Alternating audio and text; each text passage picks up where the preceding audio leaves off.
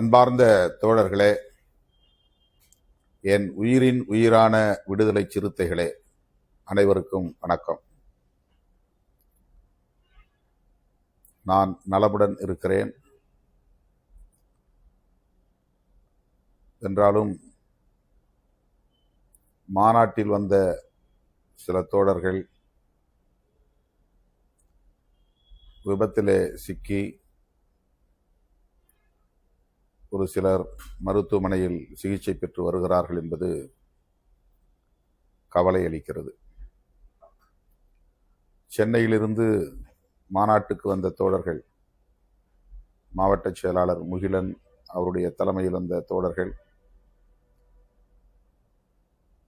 அச்சிரப்பாக்கம் அருகே நடந்த விபத்தில் சிக்கியதில் 20 பேர் காயமடைந்து மேல்மருவத்தூர் மருத்துவமனையிலும் செங்கல்பட்டு மருத்துவமனையிலும் அனுமதிக்கப்பட்டு சிகிச்சை பெற்றார்கள். அவர்களில் பலர் இப்போது சென்னை ராஜீவ்காந்தி மருத்துவமனையில் அனுமதிக்கப்பட்டிருக்கிறார்கள். இன்றைக்கு நேரிலே அவர்களை சந்தித்து ஆறுதல் கூறினேன். அதேபோல அன்றைக்கு முதல் நாள் மாநாட்டு திடலுக்கு அப்பால் தொழுதூர் அருகே ஒரு விபத்திலே சிக்கியதில் கட்சியின் முன்னணி பொறுப்பாளர் குணசேகரன் காயமுற்று அவரும் மருத்துவமனையில் அனுமதிக்கப்பட்டிருக்கிறார். அவரையும் சந்தித்து இன்றைக்கு ஆறுதல் கூறினேன். நம்முடைய மாநாட்டுக்காக வண்டி ஓட்டி வந்த ஓட்டுநர் வந்தவாசியை சார்ந்த கிருபானந்தம் கட்சியை சாராதவர். அவர் அச்சிரப்பாக்கத்திலே நடந்த விபத்திலே படுகாயமுற்று மருத்துவமனையில் அனுமதிக்கப்பட்ட நிலையில் காலமாகிவிட்டார். மிகுந்த துயரமளிக்கிற ஒரு செய்தி. அதேபோல மாநாடு முடிந்த பிறகு உளுந்தூர்பேட்டை அருகே ஆர்ஆர் குப்பத்தை சார்ந்த தம்பி ஜெயராமன், அவர் விடுதலை சிறுத்தைகளின் பொறுப்பாளர், அவர் இருசக்கர வண்டியிலே சென்றபோது அவரும் விபத்திலே சிக்கி காலமாகிவிட்டார். 2 பேர் உயிரிழக்கும் நிலை, 20 பேர் படுகாயமுற்று சிகிச்சை பெறும் நிலை மிகுந்த கவலை அளிக்கிறது.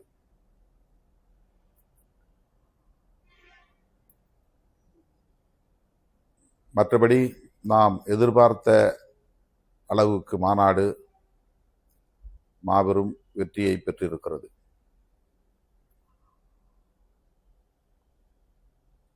லட்சக்கணக்கில் சிறுத்தைகள் திரண்டு வந்து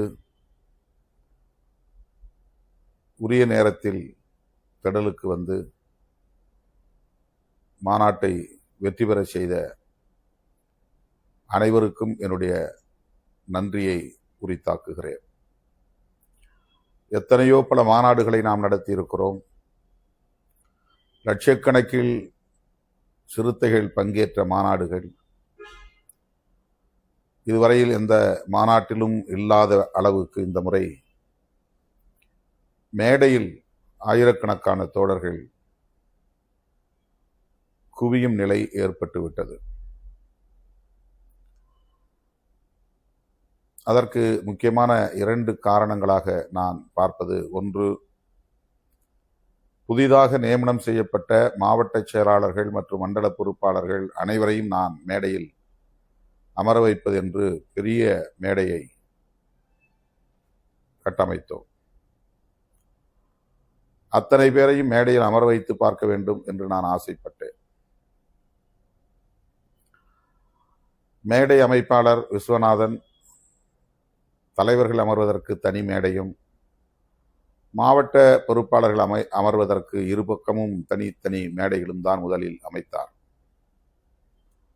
நான் இடையிலே அதை போய் பார்த்தபோது அப்படி தனித்தனியே என்னிடமிருந்து வெகு தூரத்தில் அவர்களை அமர வைக்க வேண்டாம், நான் எந்த மேடையில் அமர்ந்திருக்கிறேனோ அதே மேடையில் அவர்களும் அமர வேண்டும், அதற்கு ஏற்ப ஒரே மேடையாக மாற்றி அமையுங்கள் என்று சொல்லியிருந்தேன். ஆக 3 மேடைகளாக இருந்ததை மாற்றி ஒரே மேடையாக 150 அடி நீளம், 80 அடி அகலம் என்கிற வகையில் மேடையை மாற்றி அமைத்தார். நான் அமர்ந்திருக்கும் அதே மேடையில் அத்தனை பேரும் அமர வேண்டும் என்று நான் ஆசைப்பட்டு ஒரே மேடையில் எல்லோரையும் அமர வைத்ததால் ஒவ்வொரு மாவட்ட செயலாளரோடும் பலர் மேடையில் ஏறும் நிலை ஏற்பட்டுவிட்டது. மாவட்ட செயலாளர்களுக்கு அடையாள அட்டை வழங்கப்பட்டது. அவர்கள் மட்டும்தான் உள்ளே வர வேண்டும் என்று. ஆனால் அதனையும் மீறி அந்த அடையாள அட்டை இல்லாதவர்களும் மேடையில் ஏறும் நிலை உருவாகிவிட்டது. மண்டல பொறுப்பாளர்களும் அப்படி தங்களோடு பலரை அழைத்து வந்ததனால் மேடையில் நாம் போட்டிருந்த இருக்கைகளின் எண்ணிக்கையை விட அதிகமாக சுற்றிலும் நிற்கும் நிலை உருவாகிவிட்டது. இரண்டாவது,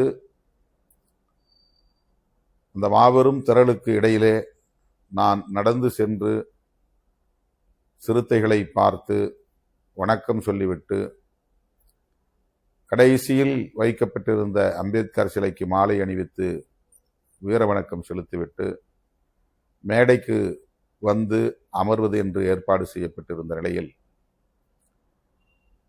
அதற்கென்று ஒரு நேரம் 7 மணி என்று ஒதுக்கியிருந்த நிலையில் நான் வந்ததுமே நேரடியாக அந்த நடைபாதையில் தமிழ் தேசிய சுடரை ஏந்தி செல்ல வேண்டும் என்று தோழர்கள் கேட்டுக்கொண்டதற்கிணங்க ஒதுக்கிய நேரத்திற்கு முன்னதாகவே செல்லும் நிலை உருவாகிவிட்டது. அப்போது எனக்கு பிறந்தநாள் வாழ்த்து சொல்ல வேண்டும் என்கிற ஆர்வத்தில் இருமருங்கிலும் நின்ற தோழர்கள் அந்த நடை மேடையில் பாய்ந்து ஏறினார்கள். நான் மேடைக்கு திரும்பிய பிறகு அந்த நடைமேடை முழுக்க தோழர்கள் ஏறும் நிலை உருவாகிவிட்டது. திட்டமிட்டவாறு 7 மணிக்கு மேல் நிகழ்ச்சியெல்லாம் முடித்த பிறகு அந்த நடைமேடையில் நடப்பது என்று செய்திருந்தால் ஒருவேளை மேடைக்கு தோழர்கள் வந்து குவியும் நிலையை தடுத்திருக்க முடியும் என்று நான் கருதுகிறேன். ஆனால் நமக்கு வானிலை ஆய்வாளர்கள் சொன்ன கருத்து, நாளேடுகளில் வந்த செய்தி, 5 மணிக்கு மேல் புயல் வீசலாம், மழை பெய்யலாம் என்கிற தகவல். சேலத்தில் நாம் நடத்திய கல்வி உரிமை மாநாட்டின் போது அப்படி மழை பெய்து லட்சக்கணக்கான தோழர்கள் சிதறி ஓடும் நிலை ஏற்பட்டது. என்னால் அந்த மாநாட்டில் பேச இயலாமற் போய்விட்டது. அதுபோன்ற ஒரு நிலை வந்துவிடக்கூடாது என்பதனால் நான் 5 மணிக்கெல்லாம் பேச்சை முடிக்க வேண்டும் என்று கருதியதனால்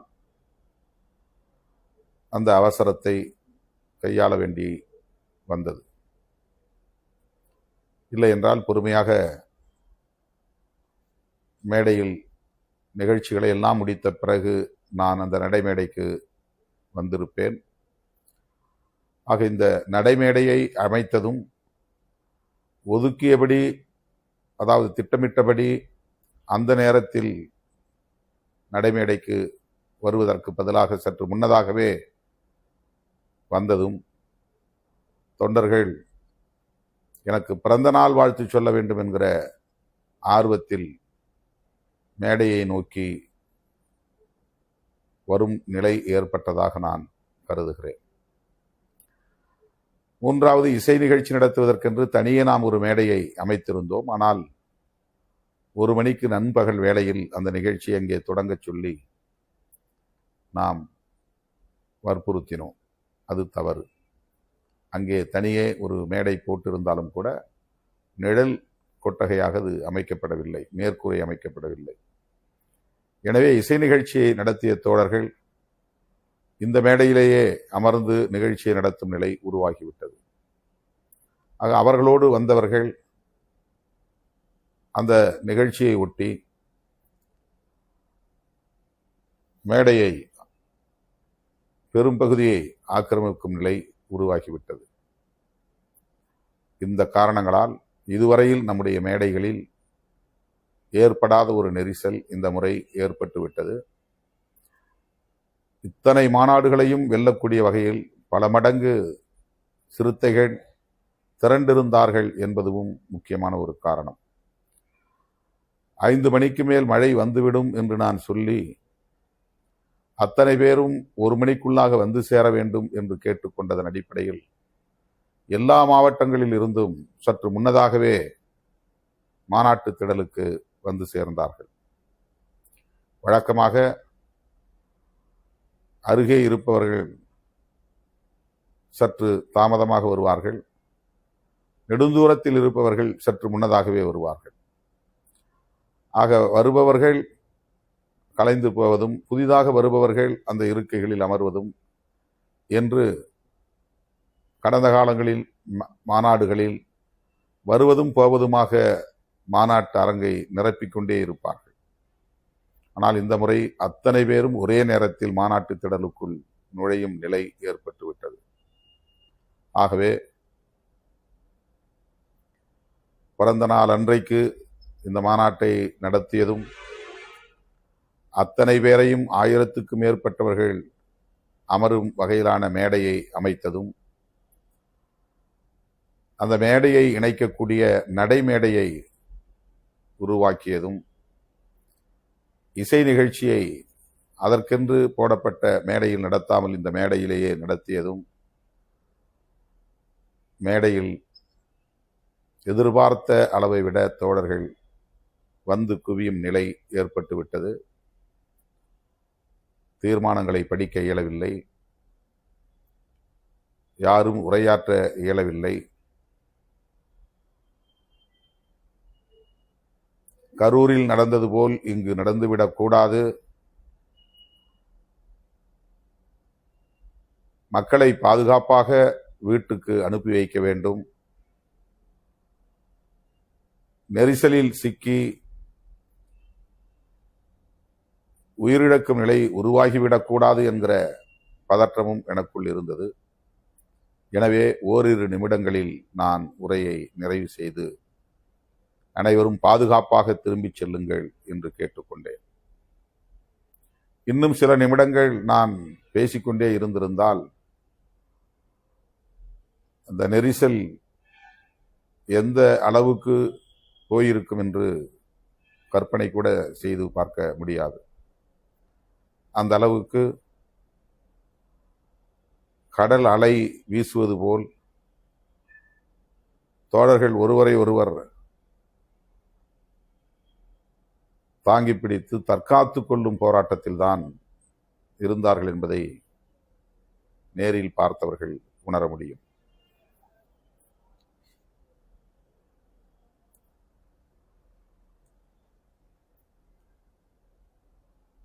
இதுவரையில் நாம் நடத்திய இந்த மாநாட்டிலும் இல்லாத அளவுக்கு புதிய இளைஞர்கள் லட்சக்கணக்கிலே திரண்டிருந்தார்கள் என்பதும் இங்கே குறிப்பிட வேண்டிய ஒன்று. 20 வயதிலிருந்து 30 வயதுக்கு உட்பட்ட இளைஞர்கள், ஜென்சி என்று சொல்லப்படக்கூடிய அந்த இளைஞர்கள் வழக்கத்திற்கு மாறாக பெருமளவில் இந்த மாநாட்டுக்கு திரண்டு வந்திருந்தார்கள் என்பதும் ஒரு காரணம். அவர்கள் அத்தனை பேரும் என்னோடு அந்த நெரிசலிலும் கூட, மரண பயம் மேலோங்கி இருந்த நெரிசலிலும் கூட என்னோடு படம் எடுத்துக் கொள்ள வேண்டும் என்று அவர்கள் காட்டிய ஆர்வம் எனக்கு அச்சத்தை ஏற்படுத்தியது.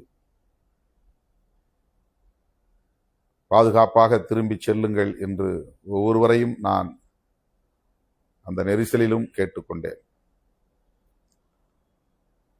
வயது முதிர்ந்தவர்கள், பெண்கள், சிறுவர்கள் என மாநாட்டுக்கு வந்தவர்கள் இந்த நெரிசலில் சிக்கிக்கொள்ளக்கூடாது, மாற்றுத்திறனாளிகள் இந்த நெரிசலில் சிக்கிக்கொள்ளக்கூடாது என்ற கவலை எனக்கு மேலோங்கியதால் 3 நிமிடங்களுக்குள்ளாக எனது உரையை நான் நிறைவு செய்துவிட்டேன். 125 தீர்மானங்கள், தமிழ் தேசியம் என்பது வெறும் மொழி உணர்வு அல்ல, இன உணர்வு அல்ல.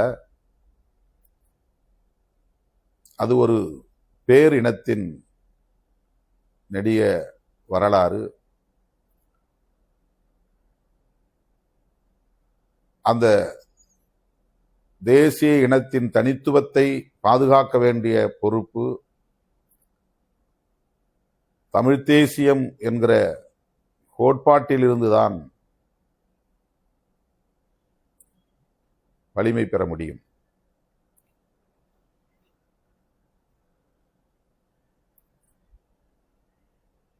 அது வெறும் தனிநபர் சார்ந்த ஒன்று அல்ல, ஒரு இனத்தின் எழுச்சியை அடிப்படையாக கொண்டது. ஆகவேதான் இந்த மாநாட்டுக்கு நாம் தமிழ் தேசிய எழுச்சி மாநாடு என்ற தலைப்பை வைத்தோம். அதைப்போல இது எழுச்சி மிகுந்த மாநாடாக நடந்தது. அந்த எழுச்சியை நாம் காண முடிந்தது.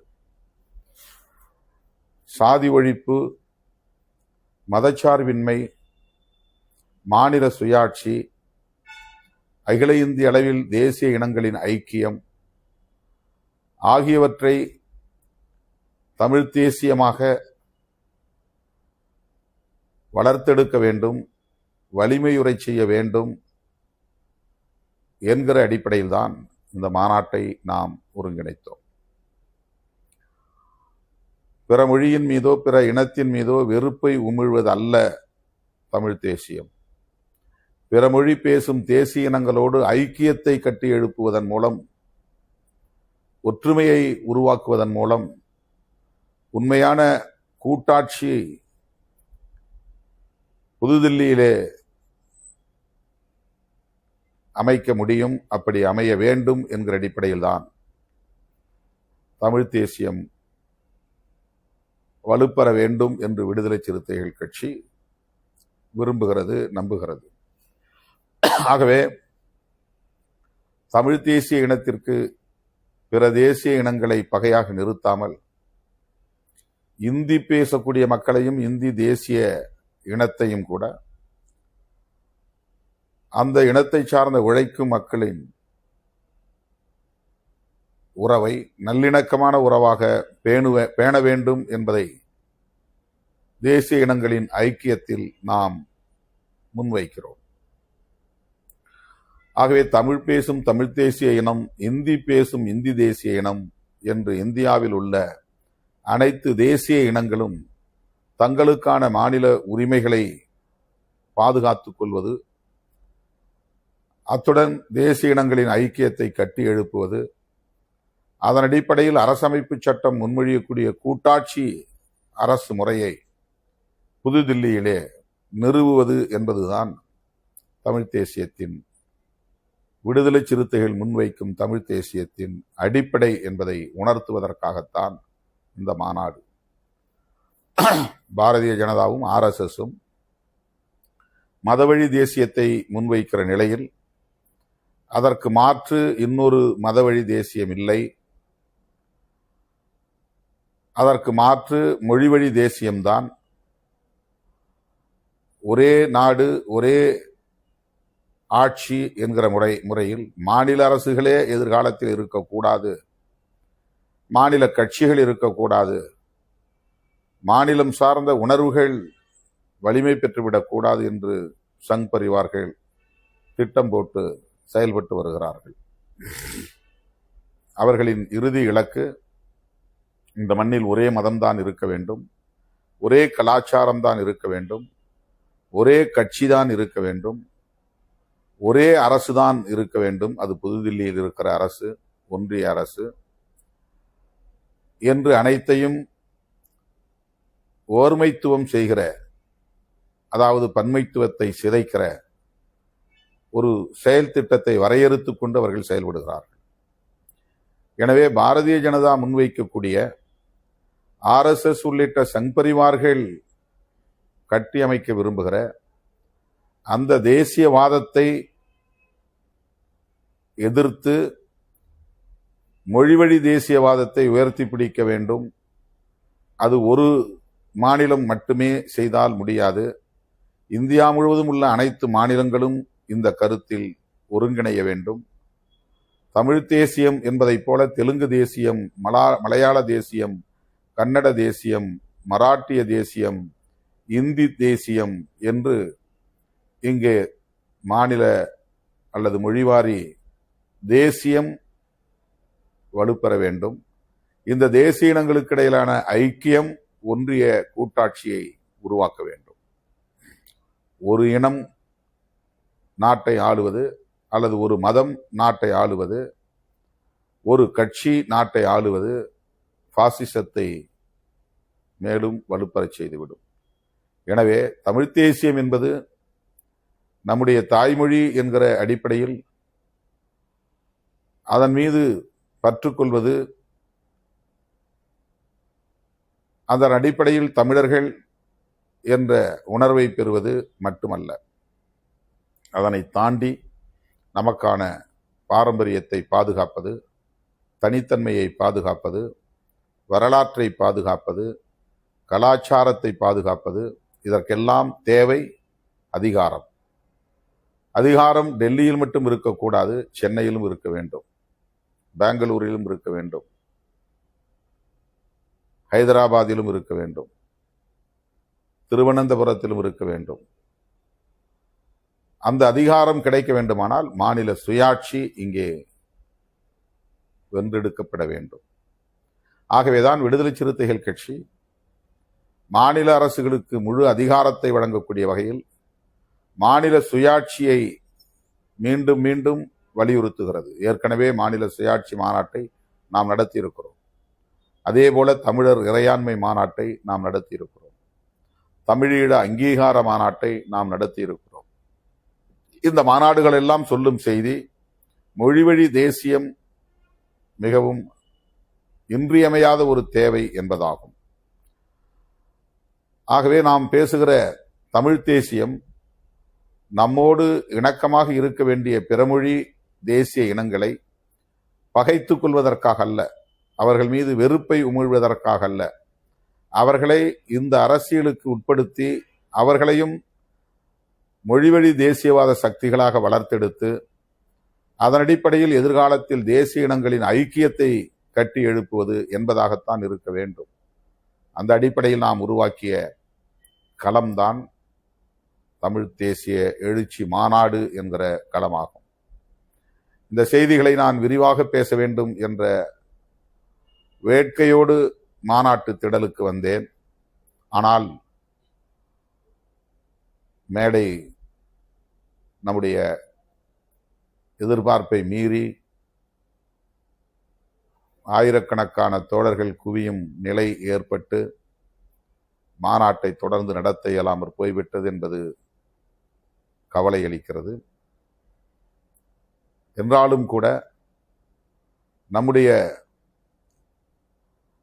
இயக்கம் தவிர்க்க முடியாத ஒரு அரசியல் சக்தி என்பதை மேலுறுதி செய்திருக்கிறோம். தேர்தலுக்கு பின்னர் இந்த இயக்கத்திற்கு எதிராக திட்டமிட்ட அவதூறுகள் பரப்பப்பட்டன. உளவியல் ரீதியாக நம்மை பலவீனப்படுத்த பல முயற்சிகள் மேற்கொள்ளப்பட்டன.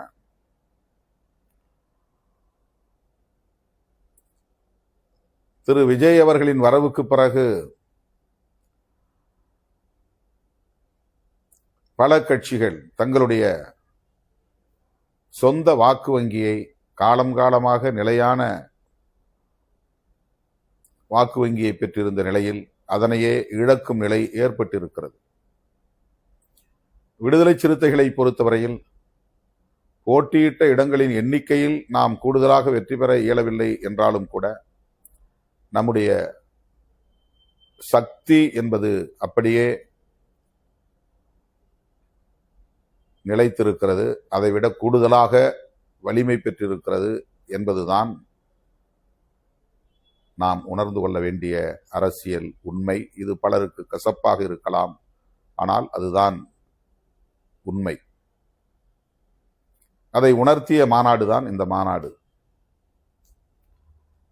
அந்த வகையிலே இந்த மாநாட்டை வெற்றி பெறச் செய்த என் உயிரின் உயிரான விடுதலை சிறுத்தைகள் அனைவருக்கும் நான் நன்றி சொல்ல கடமைப்பட்டிருக்கிறேன். மற்றபடி எதிர்மறையான எந்த விமர்சனங்களையும் யாரும் பொருட்படுத்த வேண்டாம். அதற்கு விளக்கம் சொல்லுகிறோம் என்கிற பெயரில் எந்த எதிர்வினையும் ஆற்ற வேண்டாம். அப்படி விமர்சிக்கிறவர்கள் எப்போதும் நம்மை விமர்சித்துக் கொண்டே இருப்பவர்கள்தான். அதை நாம் கடந்து செல்ல வேண்டும் என்று கேட்டுக்கொள்கிறேன். இயற்கை எப்போதும் நம்மோடு இருக்கும், நமக்கு ஒத்துழைக்கும் என்று நான் அடிக்கடி சொல்லுவேன். இந்த மாநாட்டிலும் நமக்கு இயற்கை ஒத்துழைத்தது. ஆனாலும் முன்னெச்சரிக்கையாக நாம் சற்று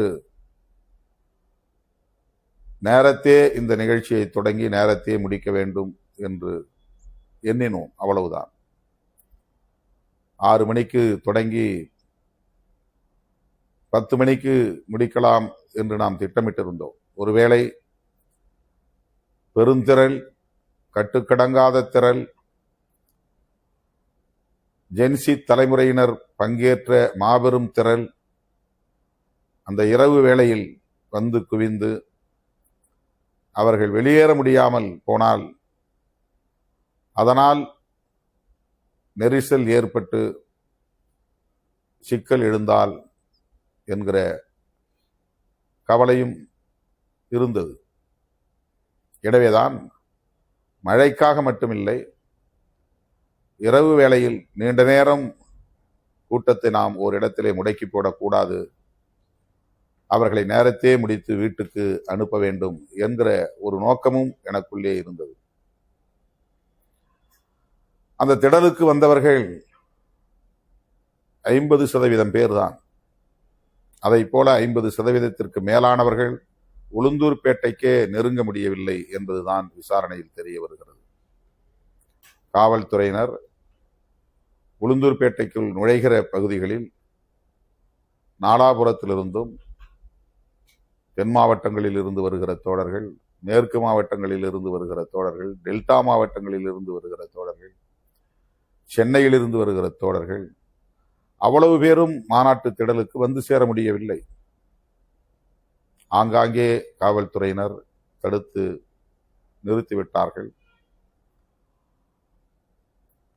10 கிலோமீட்டர் 20 கிலோமீட்டர் தூரம் வரையில் வண்டிகள் ஆங்காங்கே தேங்கி நின்றன. அந்த வண்டிகளில் இருந்தவர்கள் ஆங்காங்கே சாலைகளில் இறங்கி நிற்க முடிந்ததை தவிர அவர்களால் நடந்து மாநாட்டு திடலுக்கு வர இயலவில்லை. அவர்கள் வர விரும்பியிருந்தாலும் கூட அவர்கள் வந்து சேருவதற்குள் மாநாட்டை நாம் முடித்து விட்டோம். எனவே இது வரலாறு காணாத எழுச்சி மிகுந்த ஒரு மாநாடு. பெரிய அளவில் எந்த உயிர் சேதமும் ஏற்படவில்லை. கிருபானந்தம் என்கிற ஒரு ஓட்டுநர், ஜெயராமன் என்கிற தம்பி சிறுத்தை, இந்த 2 பேரின் குடும்பத்தினருக்கும் என்னுடைய ஆழ்ந்த இரங்கலை தெரிவித்துக் கொள்கிறேன். இயக்க தோழர்களை, இந்த குடும்பத்தினரை சந்தித்து ஆறுதல் சொல்லும்படி கேட்டிருக்கிறேன். ஜெயராமன் வீட்டுக்கு மாவட்ட செயலாளர் அறிவுக்கரசு உள்ளிட்ட முன்னணி பொறுப்பாளர்கள் சென்று அஞ்சலி செலுத்தி இருக்கிறார்கள். அந்த குடும்பத்தினருக்கு ஆறுதல் சொல்லியிருக்கிறார்கள். நம்முடைய கட்சியின் பொதுச் செயலாளர்களும் நாளைக்கு அந்த கிராமத்திற்கு செல்ல இருக்கிறார்கள்.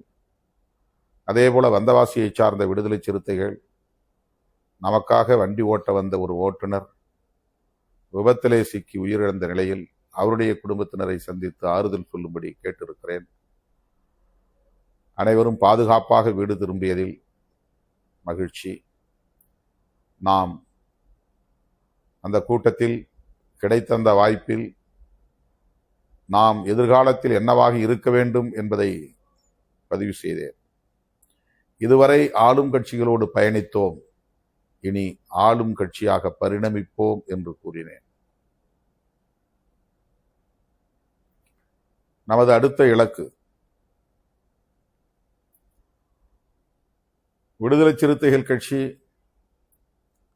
ஒட்டுமொத்த தமிழ் மக்களுக்காக பாடாற்றுகிற ஒரு இயக்கம். ஈழத் தமிழர்களுக்காக கடந்த 30 ஆண்டுகளுக்கு மேலாக போராடி வருகிற இயக்கம்.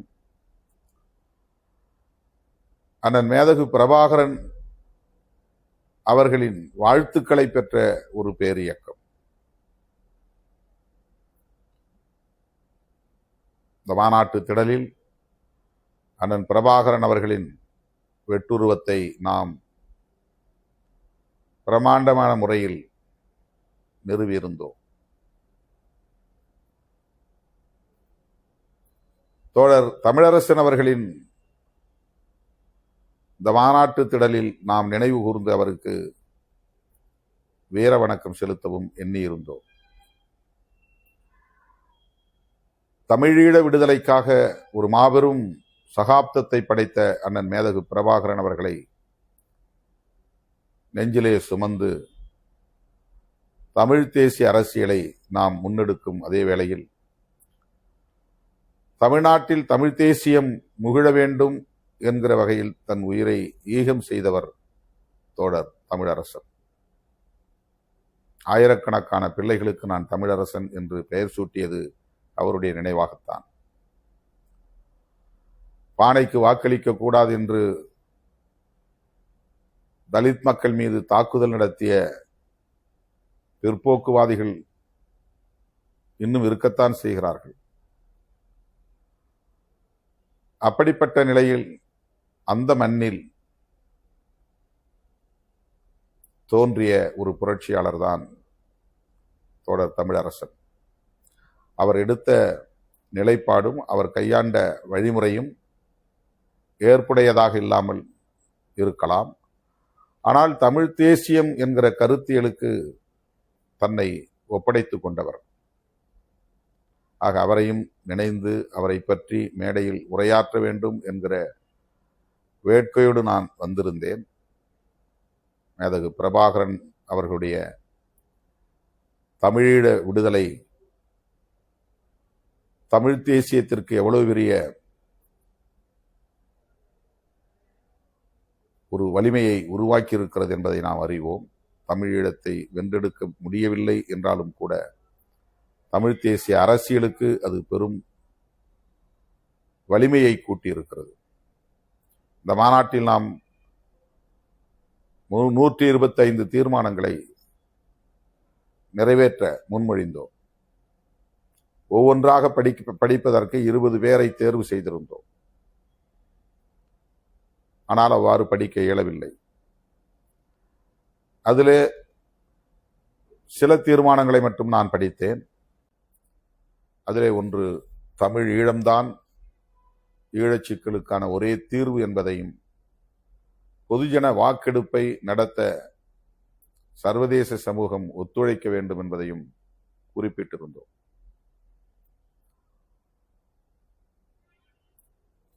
அதே வேளையில் தமிழ்நாட்டில் நாம் அதுபோல தனித்தமிழ்நாடு என்கிற கோரிக்கையை வைக்கவில்லை. புரட்சியாளர் அம்பேத்கர் வகுத்தளித்த அரசமைப்பு சட்டத்தை ஏற்றுக்கொள்கிறோம். அதன் அடிப்படையில் இந்தியா முழுவதும் மதச்சார்பின்மையை கட்டி எழுப்ப வேண்டும், சாதிய கட்டமைப்பை தகர்க்க வேண்டும் என்கிற அந்த அரசியலை மொழிவழி தேசியத்தோடு இணைத்து நாம் முன்னெடுக்கிறோம். இது முற்றிலும் ஒரு மாறுபட்ட கோணம். இது விரிவான உரையாடலுக்கு உட்படுத்த வேண்டிய ஒரு அரசியல். இதனை முதல் கட்சியாக நின்று நாம் முன்மொழிகிறோம். தேசிய இனங்களின் எழுச்சி, தேசிய இனங்களின் ஐக்கியம் என்பதை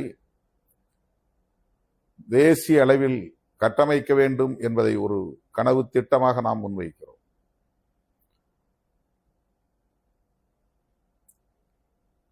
இன்றைக்கு தமிழ்நாட்டில் இருப்பதைப் போல பிற மாநிலங்களிலும் கூட மொழி உணர்வு மேலோங்கி இருக்கிறது. மாநில உரிமைகள் குறித்த விழிப்புணர்வு மேலோங்கி இருக்கிறது.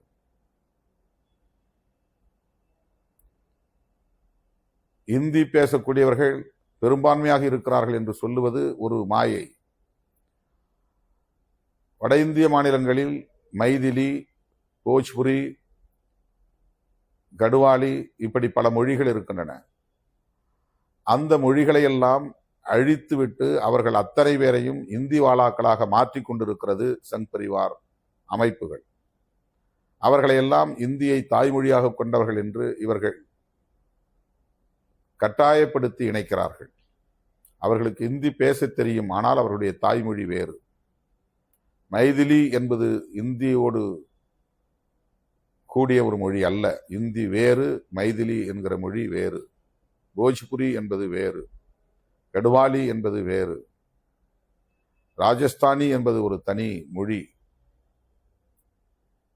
பீகாரி என்பது தனி மொழி. ஆனால் இவை அனைத்தையும் அவர்கள் இந்தி என்று சொல்லி இவை எல்லாம் இந்தி பேசும் மாநிலங்கள் என்று கணக்கு காட்டி அந்த மாநிலங்களை எப்படி தம்பயப்படுத்திக் கொண்டார்களோ, அந்த மொழிகளை எப்படி மெல்ல மெல்ல அழித்து வருகிறார்களோ, அதை போல இந்தியாவில் உள்ள எல்லா மொழிகளையும் காலப்போக்கில் அடையாளம் இல்லாமல் சிதைப்பதுதான் அவர்களின் நோக்கம். ஒரே மொழியை பேசும் மக்களாக இந்தியா முழுவதும் எல்லோரையும் மாற்ற வேண்டும் என்பதுதான். ஆக தமிழுக்கென்று இருக்கிற பாரம்பரியத்தை அழிக்க வேண்டும் என்று அவர்கள் வெளிப்படையாக சொல்லாமல் எல்லோரும் இந்தியை கற்றுக்கொள்ளுங்கள் என்று சொல்லுவதன் மூலம் 50 ஆண்டுகளுக்கு பிறகு அல்லது 100 ஆண்டுகளுக்கு பிறகு தமிழ்நாட்டில் இந்தி பேசக்கூடியவர்களே பெரும்பான்மையாக இருப்பார்கள் என்ற நிலையை உருவாக்குவதுதான் அவர்களின் நோக்கம். இதனை தடுக்க வேண்டும். அவரவர் மொழிக்குள்ள தனித்தன்மையை பாதுகாக்க வேண்டும். அவரவர் மொழி சார்ந்த வரலாற்றை பாதுகாக்க வேண்டும். அந்தந்த தேசிய இனங்களின் கலாச்சாரத்தை பாதுகாக்க வேண்டும். அந்த பொறுப்புணர்வோடு தேசிய இனங்களின் ஐக்கியத்தை கட்டி எழுப்ப வேண்டும். பெரியாரை கன்னடர் என்று சொல்லுவதும் அவர் தமிழர் அல்ல என்று சொல்லுவதும் எங்கே போய் முடிகிறது? அம்பேத்கரும் தமிழர் அல்ல, அவர் நமக்கு தேவையில்லை என்கிற அரசியலுக்கு கொண்டு போய் சேர்க்கிறது.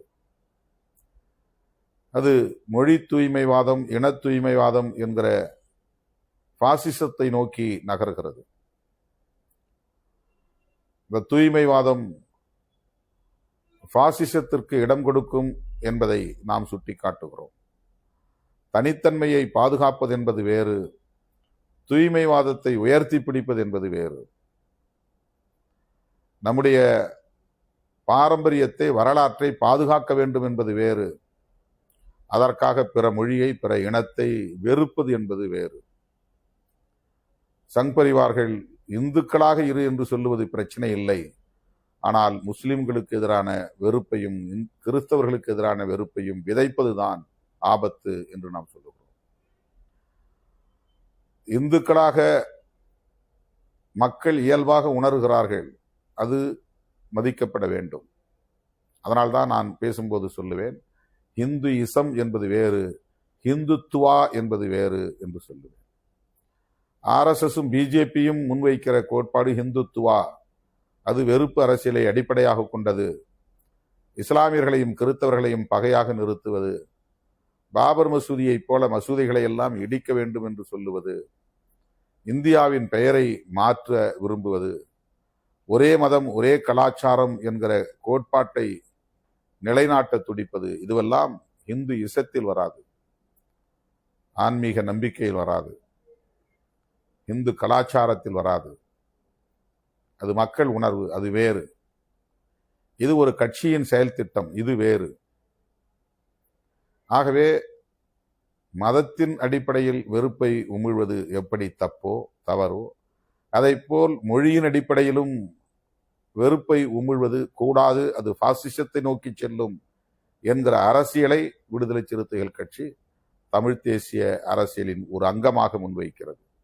ஆகவே தமிழ் தேசியத்தின் அடிப்படை கூறுகளாக சாதி ஒழிப்பையும், மதச்சார்பின்மையையும், மாநில சுயாட்சியையும், தேசிய இனங்களின் ஐக்கியத்தையும் முன்வைக்கிறது.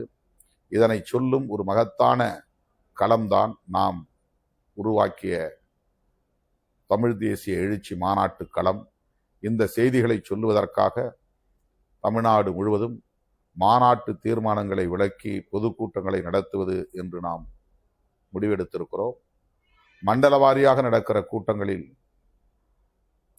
மேற்கு மாவட்டம், தெற்கு மாவட்டம், டெல்டா மாவட்டம், வட மாவட்டம், தென் மாவட்டம் என்று ஆங்காங்கே மண்டல வாரியாக ஒருங்கிணைக்கிற கூட்டங்களில் நான் பங்கேற்று உரையாற்ற எண்ணியிருக்கிறேன்.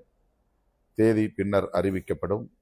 எல்லா மாவட்டங்களிலும், தொகுதி மாவட்டங்களில் இந்த மாநாட்டு தீர்மானங்களை விளக்கி தோழமை சக்திகளாக இருக்கிற நம்முடைய நட்புறவு சக்திகளை, கூட்டணி கட்சி தலைவர்களை அழைத்து மாநாட்டு தீர்மான விளக்க பொதுக்கூட்டங்களை, அரங்க கூட்டங்களை ஆங்காங்கே தோழர்கள் ஒருங்கிணைக்க வேண்டும் என்று கேட்டுக்கொள்கிறேன்.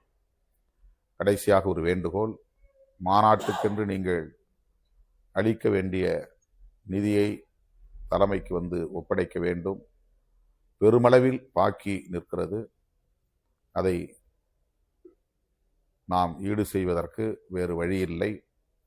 பல மாவட்ட செயலாளர்கள், மாநில பொறுப்பாளர்கள் மாநாட்டுக்கு நிதியாக வழங்கியதை முன் பணமாக கொடுத்து இந்த வேலைகளை எல்லாம் நாம் செய்து முடித்திருக்கிறோம். ஆகவே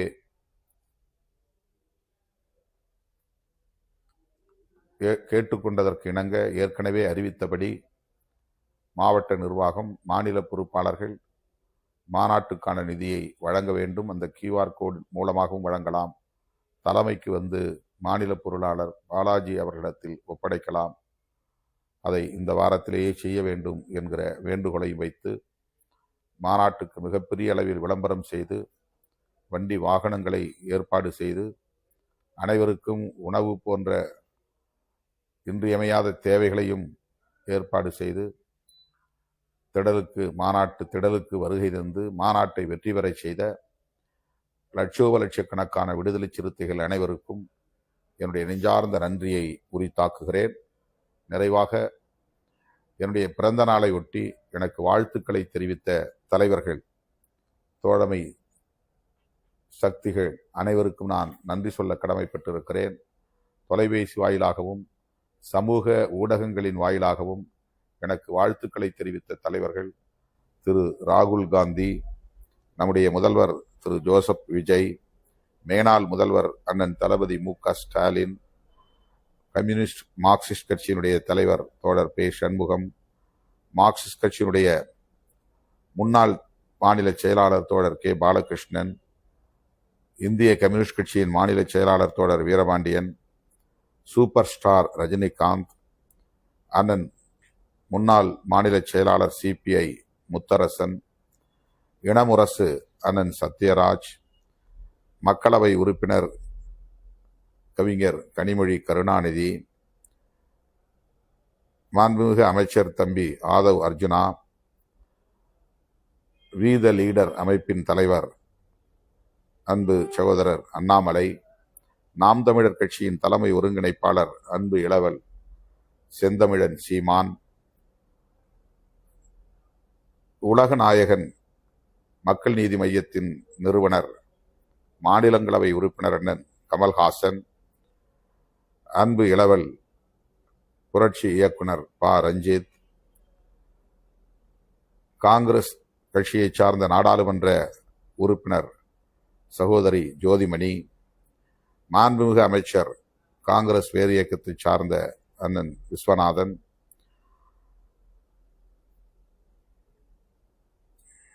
ஜெயலலிதா அம்மையார் அவர்களின் பேரன்புக்குரிய தலைவர், என் மீது எப்போதும் பாசம் பொழியும் அம்மா VK சசிகலா, மாண்புமிகு அமைச்சர் அருண்ராஜ், முன்னாள் சட்டமன்ற உறுப்பினர் பாமக இரா அருள், இயக்குனர் சீனு ராமசாமி, சட்டமன்ற உறுப்பினர் பாட்டாளி மக்கள் கட்சியை சார்ந்த திருமதி சௌமியா அன்புமணி, தம்பி ஜோஸ் சார்ல்ஸ் மார்டின், மேனாள் நாடாளுமன்ற உறுப்பினர் OP ரவீந்திரநாத், மதிப்பிற்குரிய அண்ணன் மூப்பனார் அவர்களின் அருமை புதல்வர் அண்ணன் GK வாசன், மேனாள் மத்திய அமைச்சர், மேனாள் அமைச்சர் பெருமதிப்பிற்குரிய HV ஹண்டே, என் மீது எப்போதும் பாசம் பொழியும் எனது பெருமதிப்பிற்குரிய ஐயா பால பிரஜாபதி அடிகளார், அன்பு இளவல் பசும்பொன் பாண்டியன், சட்டப்பேரவை தலைவர் அண்ணன் JCD பிரபாகரன், புரட்சி இயக்குனர் அன்பு இளவல் மாரி செல்வராஜ், பெருமதிப்பிற்குரிய அண்ணன் மேனாள் காங்கிரஸ் தலைவர் KS அழகிரி, கவிஞர் சினேகன், ஷர்மிளா பாலாஜி மற்றும்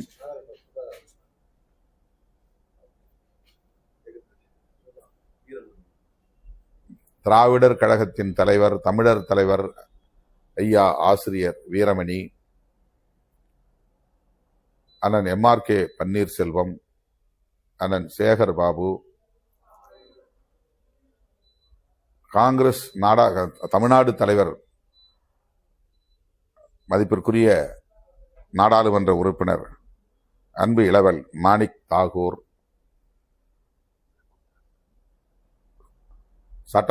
மேனாள் சட்டமன்ற உறுப்பினர் அண்ணன் சாக்கோட்டை அன்பு, பெருமதிப்பிற்குரிய அண்ணன் மக்களவை உறுப்பினர் மேனாள் மத்திய அமைச்சர் ஜெகதரட்சகன், நடிகர் தாடி பாலாஜி, டாக்டர் ஆனந்த், அண்ணன் AC சண்முகம், மறுமலர்ச்சி திராவிட முன்னேற்ற கழகத்தின் தலைவர் பெருமதிப்பிற்குரிய அண்ணன் புரட்சி புயல் வைகோ, மக்களவை உறுப்பினர் துரை வைகோ, அண்ணன் ராஜா சங்கர், அண்ணன் SN ஜெயராமன், அண்ணன் ஜெயமுருகன், தேசிய லீக் தலைவர் அண்ணன் பஷீர் அகமது,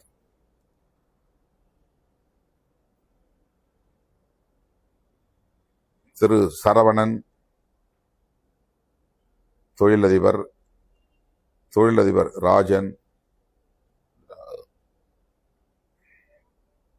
அமைச்சர் சுற்றுலாத்துறை அமைச்சர் ராஜேஷ்குமார்,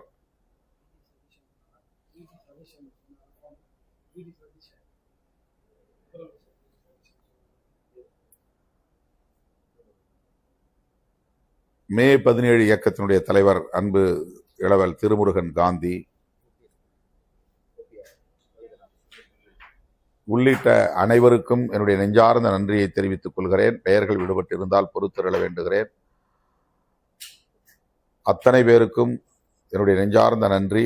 பிறந்த நாள் வாழ்த்து மட்டுமில்லாமல் மாநாட்டுக்காகவும் வாழ்த்துக்களை தெரிவித்த நம்முடைய முதலமைச்சர் உள்ளிட்ட அத்தனை பேருக்கும் மீண்டும் ஒரு முறை என்னுடைய நெஞ்சார்ந்த நன்றியை தெரிவித்துக் கொள்கிறேன்.